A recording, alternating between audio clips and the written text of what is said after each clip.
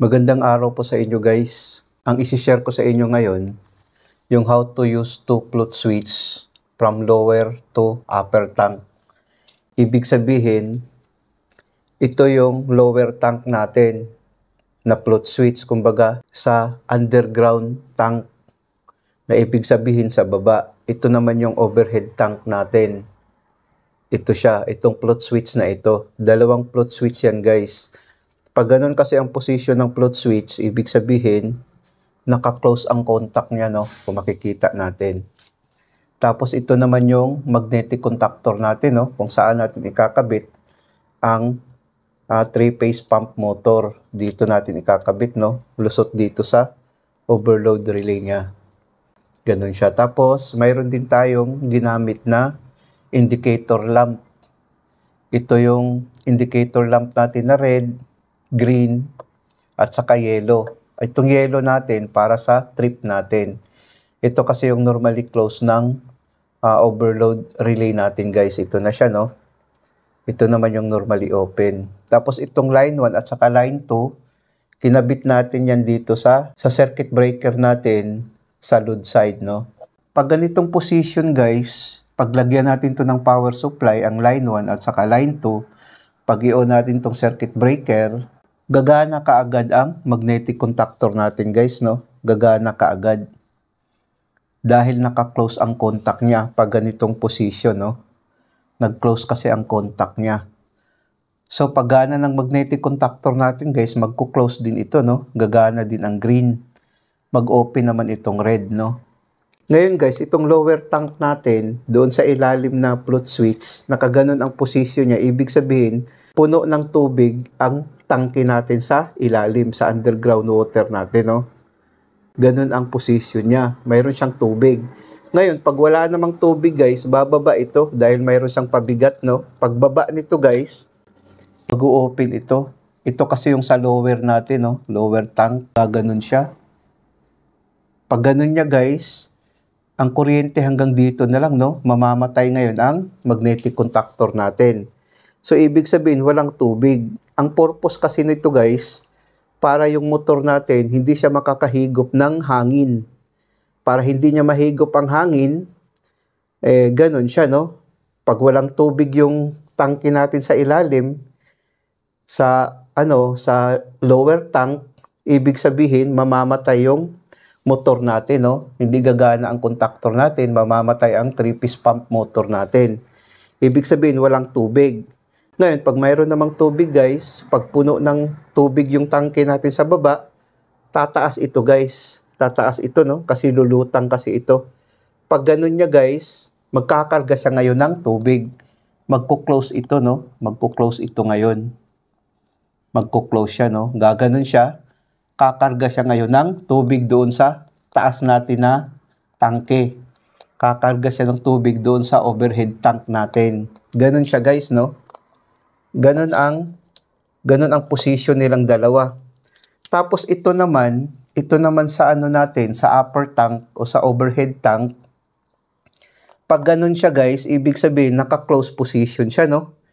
Ibig sabihin walang tubig yung upper tank natin. So magkakarga siya ngayon. Magkakarga siya, no? Pagkakarga niya guys, ngayon pag mapuno yung tubig yung tangke, maglulutang ito guys, no? Dahil mayroong pabigat, gaganon ito. Pag ganon niya guys, mag-open naman ang contact nito guys, no? Mag-open ang contact nito. Gaganon siya. Gaganon siya, no? So ngayon, ang kuryente hanggang dito lang, no? Mamamatay ngayon ang magnetic contactor natin. So ganon kasi siya guys. Ngayon, ibig sabihin yan, puno na yung tubig doon sa overhead tank natin kasi nag-open ang contact niya, no? Ngayon, pag wala namang tubig guys, bababa ito. Bababa. Pag ganun niya, magkakarga ulit ng tubig kasi magko-close na naman ulit ito. Magko-close na naman ulit ito, no? Gaganon siya. So, pagkarga niya ng tubig, aangat naman ito. Pag mapuno yung tangke ng tubig sa overhead tank natin, gaganon ito guys, no? Dahil mayroon siyang pabigat. So, mamamatay ngayon ang motor, mag-open siya. Ganun ang function nilang dalawa.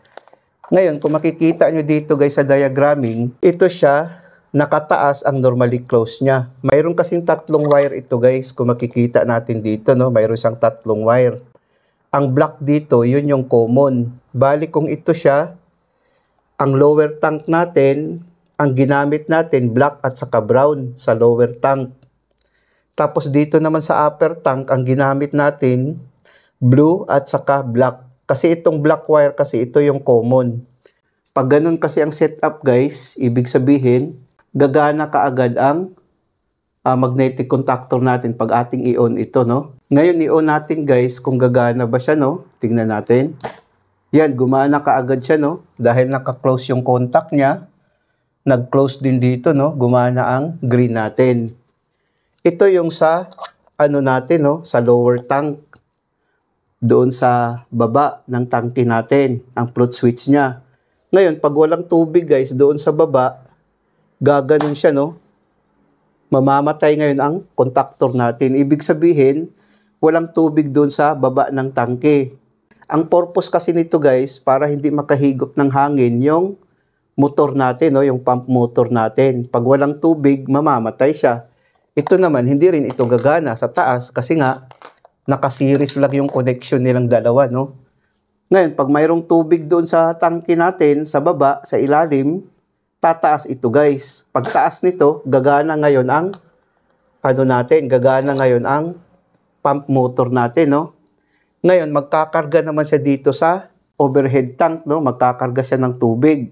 Ngayon, pag puno na yung tubig doon sa overhead tank natin, aangat ito, no? Kasi mayroon siyang pabigat. Ngayon mamamatay, no? Pag mamatay siya guys, iilaw ang indicator na red, no? Kasi ito kasi magko-close ito, no? Ito naman mag-o-open. Ito kasi yung sa auxiliary ng magnetic contactor natin, no? Ganun siya. Ngayon, ibig sabihin yan, puno na yung tubig doon sa overhead tank natin. Pag wala namang tubig, magkakarga, no? Ganun siya, no? Tapos ngayon, pag mapupuno, aangat ito. Ganun siya, no? Namamatay siya ngayon. Kakarga ulit. Kakarga siya ngayon. Halimbawa naman ngayon, ito naman, no? Ito naman, walang tubig dun sa ilalim. Halimbawa, walang tubig sa ilalim. Bababa ito, guys. Pagbaba nito, mamamatay din, no? Mamamatay din siya. Kasi walang tubig dun sa underground tank natin sa lower tank, no? Kahit ito, hindi siya magkakarga ng tubig, no? Ibig sabihin, walang tubig doon sa underground tank natin. Pag may tubig sa underground tank, aangat din ito guys. Gagana siya, gumana siya ulit. Ganun ang function ng dalawang float switch na ating ginamit. Ngayon, pag gumana naman ito guys, pag mag-trip naman, no? Halimbawa, nag-trip dito. Pag i-trip natin guys, iilaw ang yellow, no? Ibig sabihin, nag-close ang contact dito, nag-open naman dito, no? So, namamatay ngayon ang red na, indicator lamp. Ganun siya, no? Ngayon, pag bitawan natin, babalik sa green dahil naka-on position yung contactor natin. Pag ganun naman, mamamatay. Bali, ito na yung diagramming natin, guys. Pag ganun ang position niya, guys, naka-close siya, no? Gaganon kasi ito. Gaganon siya, no? So, bali, naka-close siya. Yun ang diagramming niya, guys, no? Ganito din ang position ng ating float switch. Dito naman sa taas, sa overhead tank natin, ganun ang connection niya, no? Ganun ang position niya sa connection. Ang ginamit naman natin dito, ang black at saka blue. Dito naman sa lower tank, ang ginamit natin ang black at saka brown. So, ganun ang position sa float switch natin. Lagi po natin tatandaan guys, ganito ang position sa float switch natin, no? Ito siya guys ay naka-normally close, no? Naka-normally close siya. Dito sa lower tank, ganun ang position niya, naka-normally close. Dito naman sa upper tank, ganito ang position niya, naka-normally close. So, ganun lang siya guys, no? I-off natin.